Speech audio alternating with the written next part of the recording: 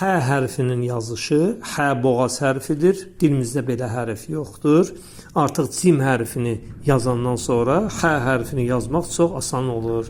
Yenə də necə cim hərfində olduğu kimi yazırıq, amma bir fərqləndir ki, H hərfinin nöqtəsi nədir? Yoxdur. Belə yazırıq. H hərfinin çap şəkili.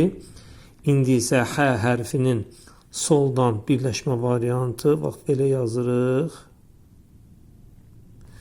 Belə.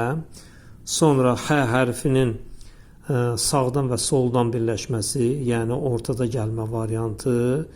Gəldi hərf.